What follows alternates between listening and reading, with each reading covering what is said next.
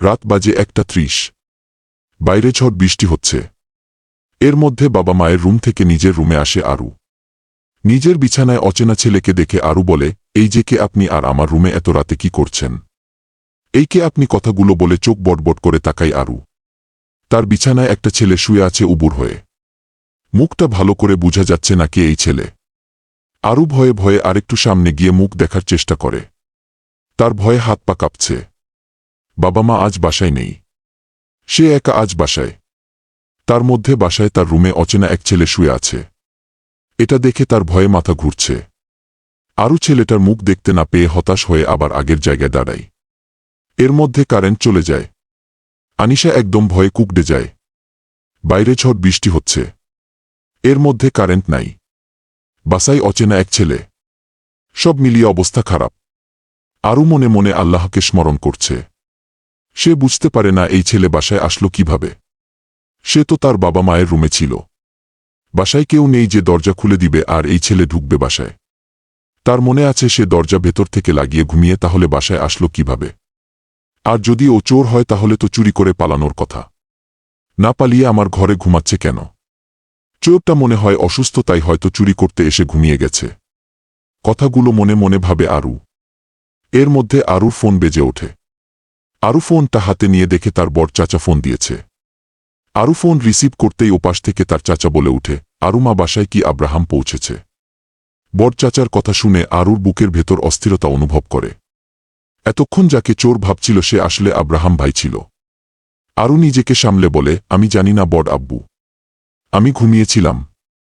আচ্ছা আমি room check করে আসি। বলেই অন্ধকারে আবার নিজের রুমে যায়।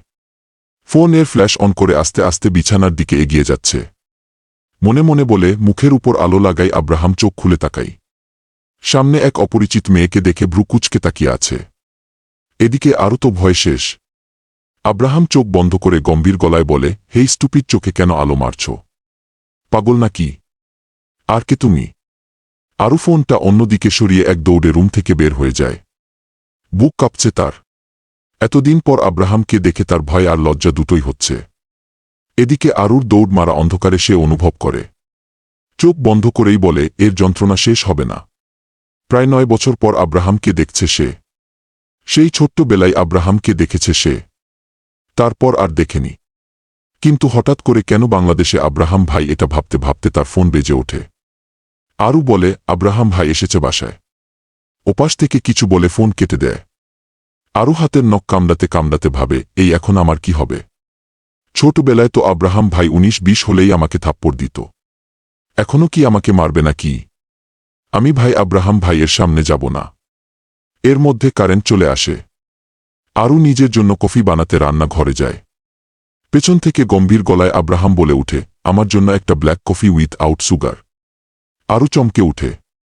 আব্রাহাম সোফায় বসে ল্যাপটপে কিছু মেইলের রিপ্লাই দিচ্ছে। আরু ভয়ে ভয়ে কফির মগ আব্রাহাম এর দিকে বাড়িয়ে দিয়ে বলে, আব্রাহাম ভাই আপনার কফি। আব্রাহাম আরুর দিকে না তাকিয়ে কফিটা নিয়ে তাতে চুমুক বসায়। আরু নিজের কফি নিয়ে তার বাবা মায়ের রুমে যায়। আরু কফি শেষ করে পড়ার টেবিলে বসে। আর কিছুদিন পর তার এসএসসি পরীক্ষা। আরহা জাহান আরু।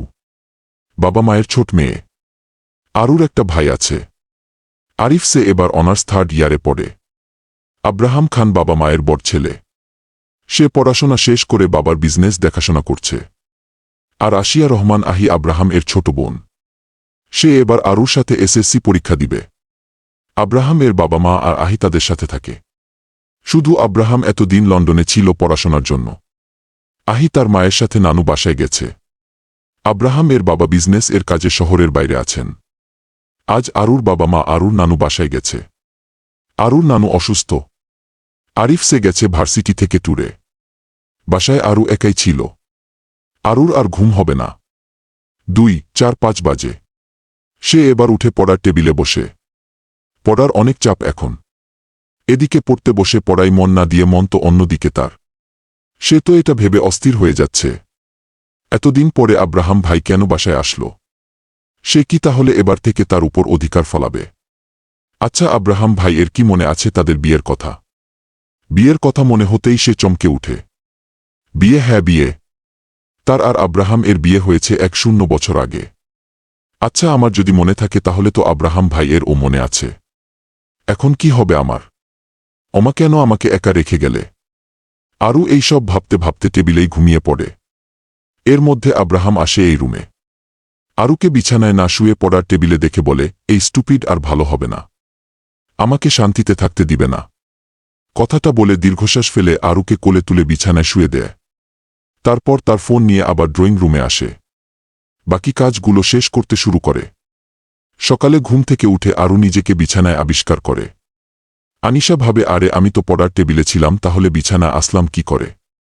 আমি কি আবার ঘুমের মধ্যে হাঁটাহাঁটি করেছি নাকি? এইসব ভাবতে ভাবতে ফ্রেশ হয়ে রান্নাঘরে আসে। রাতে তার খাওয়া হয়নি। এদিকে আব্রাহামকে কোথাও দেখতে পাচ্ছে না। কফি বানাতে বানাতে একবার আহির রুমে টুকি মারে।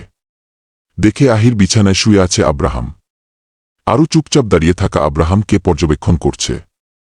আব্রাহাম তার থেকে অনেক লম্বা। যদিও আমিও লম্বায় 5 ফুট 7, তবে আব্রাহাম ভাই 6 ফুট এর বেশি হবে। ফর্সা শরীরে কালো পশমগুলো আরও আকর্ষণ করছে আরুকে। 3/4 প্যান্ট আর একটা গেঞ্জি পরে ঘুমিয়ে আছে আব্রাহাম। ফর্সা গালে খোঁচা খোঁচা দাড়ির মাঝে গোলাপি ঠোঁট। এই গোলাপি ঠোঁটটা বেশি আকর্ষণীয় লাগছে। আনিশা ভ্রুকুচকে তাকিয়ে আছে আব্রাহাম এর ঠোঁটের দিকে। ছেলেদের এত গোলাপি ঠোঁট হয় সেটা আব্রাহামকে না দেখলে বুঝত না সে। আরু মনে মনে ভাবে, আচ্ছা আব্রাহাম ভাই কি লিপস্টিক দেয়? তুই আমার দিকে তাকিয়ে কি দেখছিস রে গোল আলু? আব্রাহাম এর কথা শুনে আরুর বুকের ভেতর কম্পন শুরু হয়েছে। কি এক জ্বালা, হাত পা ও কাঁপছে। ভয় না কি জন্য এমন হচ্ছে আরু বুঝতে পারছে না। জোরে নিঃশ্বাস নিয়ে বলে, আপনাকে ডাকতে আসছিলাম যে কি খাবেন নাস্তায়? আব্রাহাম শুয়া উঠে বসে গম্ভীর গলায় বলে, ব্ল্যাক কফি দিয়ে যা। আব্রাহাম এর কণ্ঠ শুনে আরুর শরীর শিরশির করে উঠছে। না, আর বেশিক্ষণ থাকা যাবে না বলেই দৌড়ে রুম থেকে বের হয়ে যায় আরু। এইদিকে আব্রাহাম ফোনটা হাতে নিয়ে নির্দিষ্ট কাউকে মেসেজ দিচ্ছে কিছু একটা। আরু রান্নাঘরে জোরে জোরে নিঃশ্বাস নিচ্ছে। কি হচ্ছিল এতক্ষণ? আব্রাহামের কণ্ঠ শুনে এমন কম্পন শুরু হওয়ার কারণ কি? প্রায় 100 বছর পর আব্রাহামের কণ্ঠ শুনল আরু। ছোটবেলায় এই আব্রাহামকে দেখা আর বড় হয়ে আব্রাহামের অনেক পার্থক্য। কাপা কাপা হাতে পানি ভর্তি পাতিলটা চুলায় বসালো। কোনো রকম কফিটা বানিয়ে ডাইনিং টেবিলের উপর রেখে কাপা কাপা কণ্ঠে বলে ওঠে, আপনার কফি টেবিলে রেখে গেলাম। বলেই দৌড়ে গিয়ে নিজের রুমের দরজা বন্ধ করে বিছানায় শুয়ে পড়ে। এতক্ষণ নিঃশ্বাস নিতে কমন যেন লাগছিল। এখন কোনোভাবে যদি জানতে পারে যে আমি পরশুদিন চোর ভাবছিলাম আব্রাহাম ভাইয়াকে, তাহলে আব্রাহাম ভাইয়ার রিয়াকশন কেমন? নিশ্চয়ই আমাকে তুলে আছাড় মারবে। কফি খেতে খেতে দাঁড়িয়ে আছে আব্রাহাম। জীবনে অনেক হিসাব নিকাশ বাকি আছে। প্রায় 100 বছর পরে বাংলাদেশের মাটিতে পা দিয়েছে। আব্রাহাম মনে মনে ভাবে, কি এমন হতো তুমি আমি দুজনে বাংলাদেশেই থাকতাম। রাগ করে তো বাবা মার সঙ্গে কথা বলেনি আসার পর থেকে। আগেও যে খুব একটা বলতো তাও না। তারপর যেটুকু বলতো সেটা বন্ধ। সকালের এই স্নিগ্ধ বাতাস শরীরে স্পর্শ করতে কেমন শিরশির করে ওঠে। এক যুগ পর প্রিয় মানুষের ঘ্রাণ আসছে এই বাতাসে। পুরুষ মানুষ হচ্ছে আলুর মতো, এরা যে কোনো নারীর সাথে ম্যাচিং হয়ে যায়। বুঝছিস, তাই এসব বালছাল নিয়ে টেনশন করবা না মনু কথাটা বলে খিলখিল করে হেসে উঠে এক রমণী।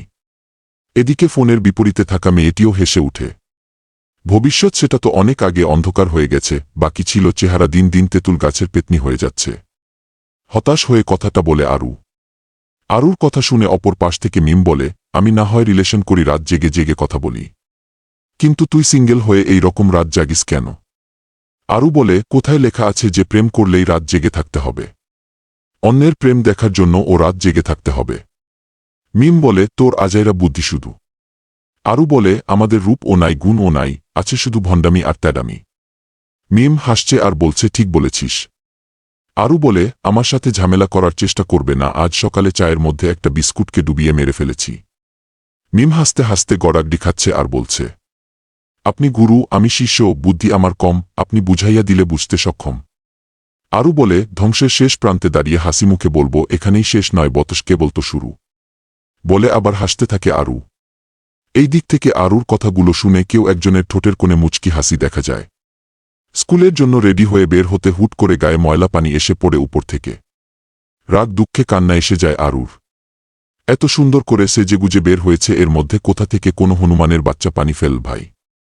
এদিক ওদিকে তাকিয়ে কাউকে দেখতে পায় না, উপরে চারিদিকেও কাউকে দেখতে পায় না। মেজাজ এমন গরম হচ্ছে। বাসার ভেতর ঢুকে গেল চেঞ্জ করার জন্য আরু। গোসল করতে করতে বকবক করছে, চেঞ্জ করে টেবিলের উপর থেকে ফোন নিয়ে শুয়ে পড়ে। আজ আর স্কুলে যাবে না। মেজাজ খারাপ হয়ে গেছে। এত সুন্দর করে সেজেগুজে কোথায় ভাবল ছেলেদের সামনে একটু ভাব নিবে, তার আগে কোনো হতচ্ছাড়া হনুমান কালো বিড়াল নাকি বিড়ালনি এই আকাম করল। মনে মনে গালি দিয়ে যাচ্ছে আরু।